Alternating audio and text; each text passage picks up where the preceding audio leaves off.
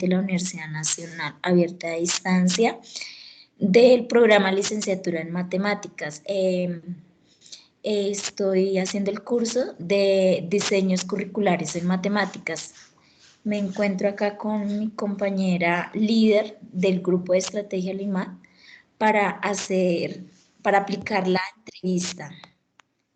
Cordial saludo, compañera. Muy cordial saludo.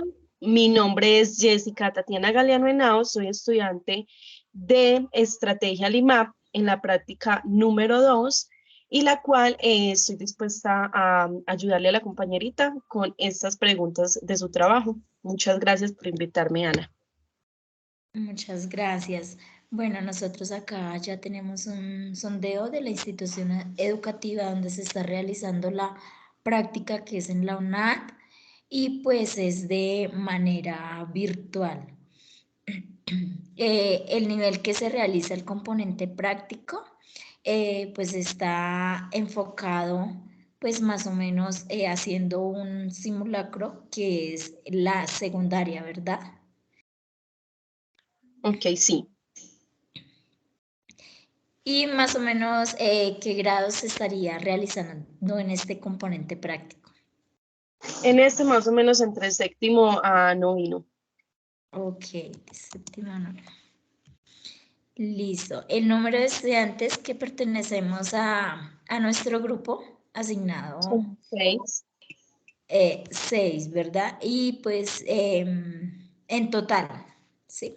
Sí, en total seríamos 6. Listo. Ya la compañera se presentó, que es Jessica Tatiana Galeano Henao. Yo también, nombre del docente de acompañamiento de la UNAD. Zulica. Ah, listo. Acá es el nombre de mi tutor. Entonces yo lo registro ahí. Listo. Información del docente entrevistado, pues ya sabemos que es de sexo femenino.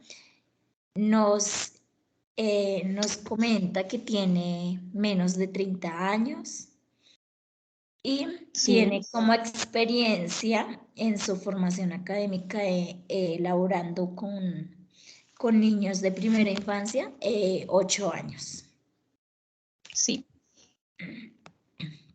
Listo, vamos a dar inicio con las preguntas y la primera es, ¿reconoce los referentes de calidad en Colombia y cómo los articula en su gestión pedagógica? Ok, sí, sí se reconocen. Son aquellas orientaciones epistemológicas, pedagógicas y curriculares que define el MEN. Todos conocemos y sabemos qué es el MEN, que es un apoyo a la comunidad académica educativa para proyectar o apoyar los procesos de fundamentación de las planeaciones, que son obligatorias y fundamentales en la definición. Esto dado por Ley General de la Educación en su artículo 23. ¿Cómo se articula? Dándole a conocer el MEI a los estudiantes. Todos deben de saber qué es eso y para qué sirve. Y de esta manera, según las clases que tengamos, articularlas a lo que por reglamentación está constituido.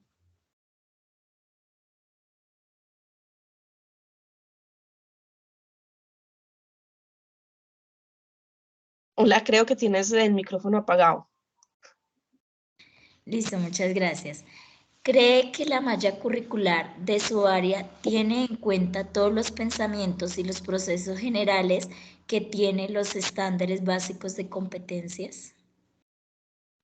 Sí, considero que sí, eso lo podemos ver metiéndonos a la reglamentación educativa o sí, a la reglamentación educativa que tiene y que se debe constituir. Entonces podemos mirarlo desde la malla curricular y analizarlo que realmente lo que pide el gobierno se esté dando. Entonces de esta manera lo podemos ver o identificar si sí o si no se está dando esto. Ok, perfecto. ¿Cuáles son las actividades que realiza al inicio del año escolar? Bueno, normalmente es como charlar con los estudiantes, que te conozcan y tú conocerlos a ellos, ¿cierto? Saber cuáles son sus falencias o qué es lo que más se les da, ¿cierto? Entonces, por medio de charlas muy cortas podemos darnos cuenta de eso, con un juego en equipo también, todo que concluya, digamos, en este caso, en las matemáticas. Entonces, con un juego bien chévere, bien productivo, que les guste, podemos identificar estos aspectos, debatiendo diferentes temas. ¿Qué más? Y por medio de la tecnología, uno puede identificar muchas cosas por medio de la tecnología, entonces enseñarle aplicaciones que no conozcan y que conlleve a la matemáticas. Pueden ser clases o cositas que podemos tomar para iniciación de clases en el principio del año. Ah, listo, perfecto. ¿Cuáles son los elementos que tiene el plan de área de matemáticas de la institución educativa? Como primero, pues objetivos que surgen de acuerdo a las necesidades que vemos entre nuestros estudiantes. Necesidades, ¿qué digo con necesidades? Esas falencias, ¿cierto? Entonces se hace necesario trabajar ciertas cosas, entonces según esas ciertas cosas se crean los objetivos. Un plan de área o programación de área, donde va la identificación, expresa como identificación en nombre, la intensidad horaria semanal que voy a trabajar ese tipo de clase, el docente que lo va a realizar, en este caso, pues digamos Jessica Galeano, la ciudad y el año, ¿cierto? ¿Por qué la ciudad? Porque es que somos diferentes poblaciones y no es lo mismo trabajar en el área de Bogotá que en el área de Medellín o de Cali. O sea, hay cositas puntuales que lo pueden hacer diferente, ¿cierto? Estructuración conceptual.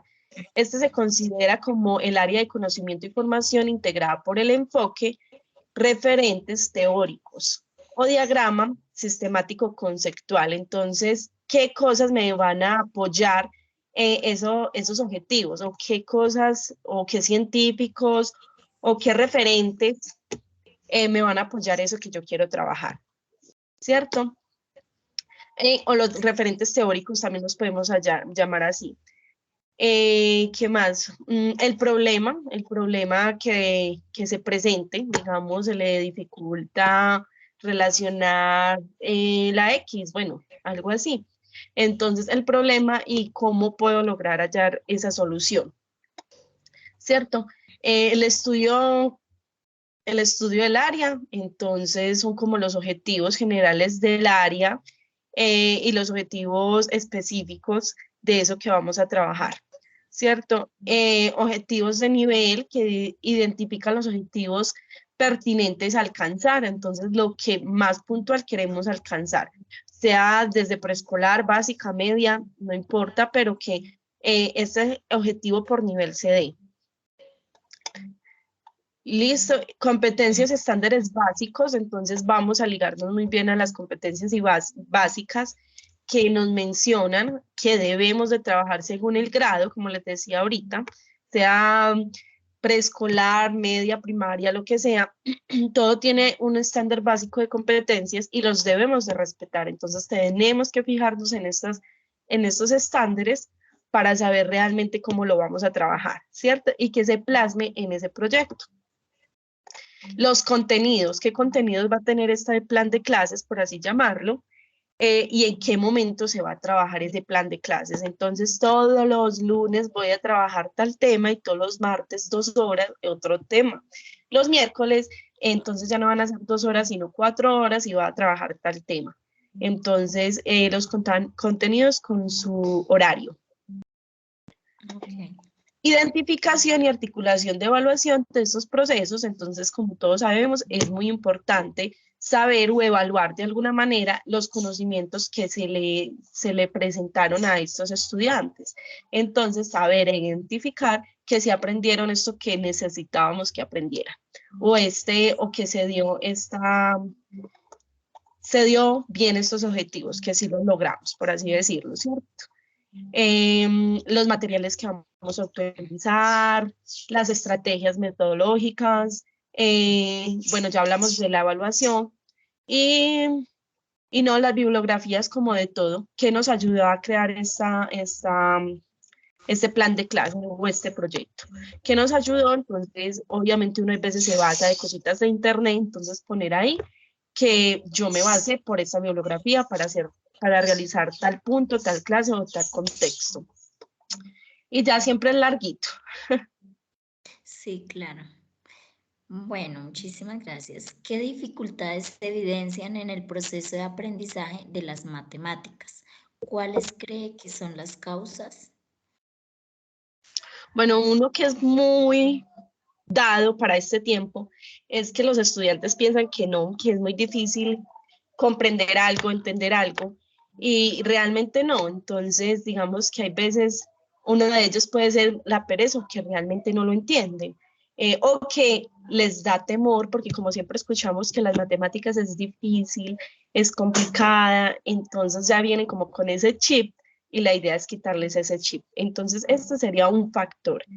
Y hay otro factor, o hay muchos que los puede implementar, no los puede mencionar un médico, ¿cierto? Es que él sufre de descalculia, es algo diferente. Pero también hay algo que se llama trastorno de las matemáticas, que es una condición que dificulta el sentido de los números y los conceptos matemáticos. Entonces también podemos llegar a identificar si esto es lo que tiene alguno de nuestros estudiantes o nuestros niños y que por eso no comprende algunos conceptos matemáticos y se les dificulta aprender o memorizar algunos datos. ¿Datos qué? Numéricos. Ok. ¿Cómo plantea el plan de clase y cuál es el formato que establece la institución educativa? Bueno, como formato, cada institución tiene pues su formato. Algunos parecidos, otros de pronto no tan parecidos, pero sí cada institución. Para ello se debe establecer objetivos para cada clase. Se describe un resumen detallado de la idea principal de esta clase o de esta lección. Se planifica una línea de tiempo donde para ese tiempo yo debo ya haber dado esta sesión, esta clase, y para ese tiempo ellos ya deben saber qué es eso, por así decirlo, ¿cierto? Planificando, como les dije, los tiempos. Conociendo a los alumnos. Si yo no conozco a mi alumno, no quiere decir que me va a ir a ver cómo es que vive él, en qué dirección y quién es su mamá. No, conociendo a los alumnos en el sentido de eso, de qué fortalezas tiene frente a la matemática, qué destrezas maneja o qué dificultades o qué le hace falta para evolucionar un poquito más dentro de las matemáticas. Entonces, conocer los alumnos y utilizar diferentes métodos de aprendizajes. Como ya sabemos, no todos aprendemos igual, algunos por la escucha, otros solamente eh, por lo visual, otros simplemente es que tú le digas Paco en Pi y ya comprendió todo, ¿cierto? Entonces, diferenciando esas herramientas de aprendizaje que nos pueden ayudar para que el estudiante esté más enfocado dentro de la matemática. Ok, perfecto.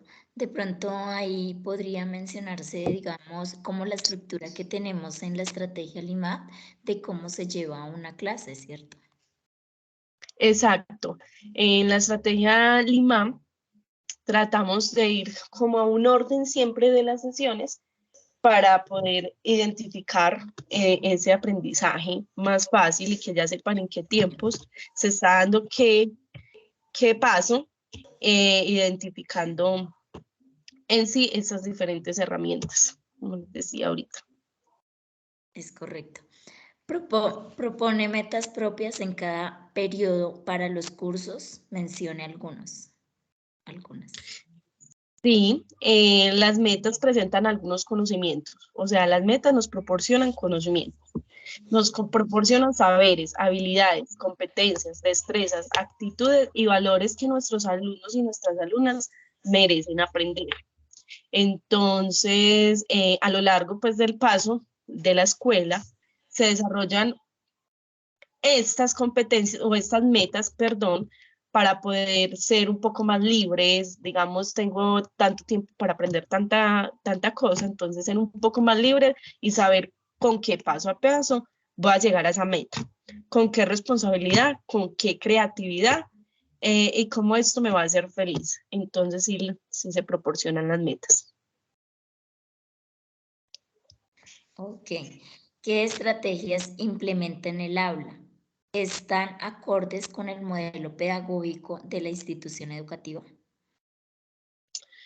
Sí, ¿qué estrategias? Sí, es acorde a la institución educativa y las estrategias es, para mi concepto, de pronto hablar con claridad, ¿cierto? Llevar un orden adecuado de las cosas, explicar algo una y otra vez de mil maneras para que de verdad quede claro.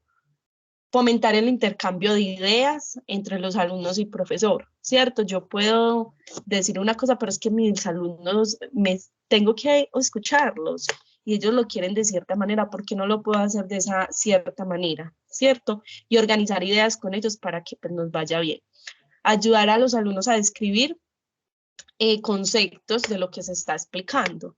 Entonces, si alguna alumna es que se me olvidó cómo se llama, ¿por qué no le puedo ayudar? Y decirle, mira, esto se llama así, para que le quede como más, ¿cómo decirlo? Sí, lo recuerde de alguna manera más fácil. Y evaluar el desempeño de cada clase, ¿cierto? No solo el desempeño de lo que yo le expliqué, quiero que él comprenda, no, también el desempeño propio, qué me faltó a mí para que esto fuera un poquito mejor, qué me faltó a mí para que me comprendieran un poquito mejor. Entonces, no solo evaluar a los estudiantes, yo también me debo de evaluar.